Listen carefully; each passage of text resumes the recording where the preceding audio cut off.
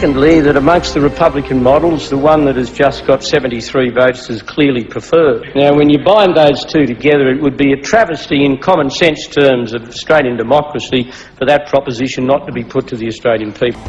This was the best republic that the best brains of the Republican movement could come up with, and it could only get 45% support, and that is a credit to the healthy scepticism of the Australian people when faced with change for change's sake and a dud model republic.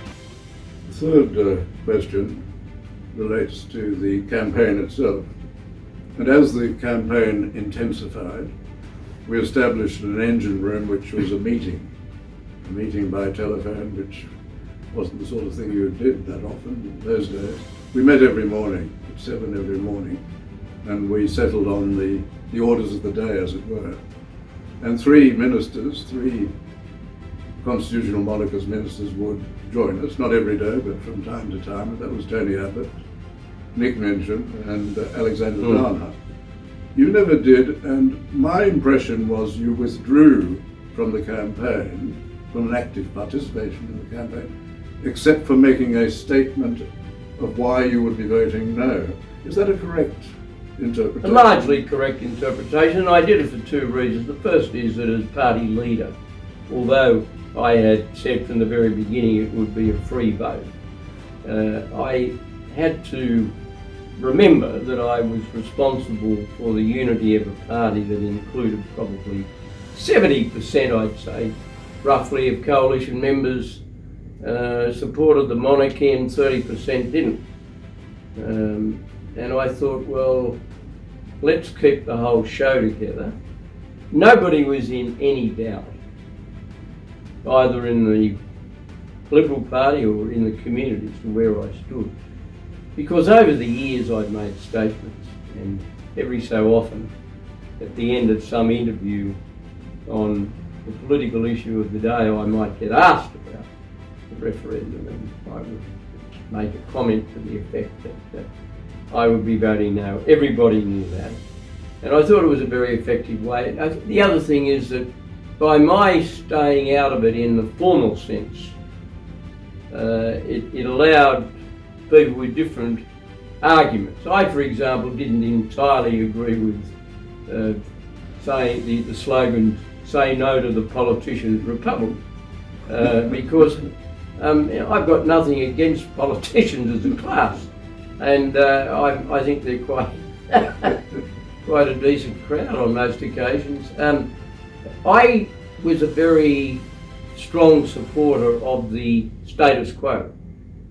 I was not one of those, and there were some people who campaigned for a no vote, who deep down were direct election Republicans. Oh, yes. And they were campaigning for a no vote against the day there'd be the option of a direct election. So on both those scores, the sensible thing for me was to stay aloof from the day-to-day fray, whilst making it very clear how I would be voting and where I stood, and I think it was the right thing to do. We preserved the unity of the party because 3 of the 4 members of the leadership group of the Liberal Party at the time were advocating a yes vote. I was the only one that wasn't. Yes. You mentioned that the membership of the Liberal Party would have been 70-30 in favour of the monarchy. I think... Parliamentary Party. Yes. Probably... the Parliamentary Party. Yeah, the Parliamentary Party. Parliamentary coalition. Of the coalition, certainly the Nationals.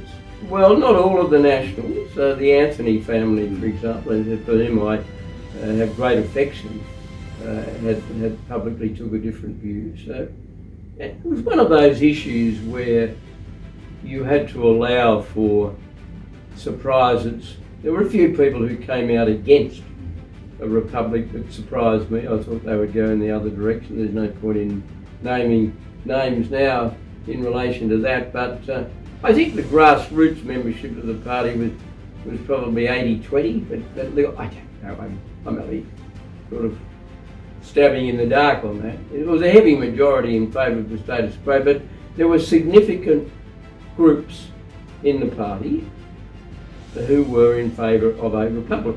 and said so. And my responsibility was to keep the show together whilst trying to influence the debate in the most effective way I could as leader. You mentioned the Republicans who were opposed to the model. My impression at the time was only Clem Jones, the former Labour Lord Mayor of Brisbane, had a machine to advance that. Ted Mack and the others did not have a viable machine to push it, and they didn't really seem to have a model. None of them, for example, went for the American model, which surprised me that nobody came out and said, why don't we adopt the American model? I think you'll have to ask that question of those who held those odd views. Yes. Good.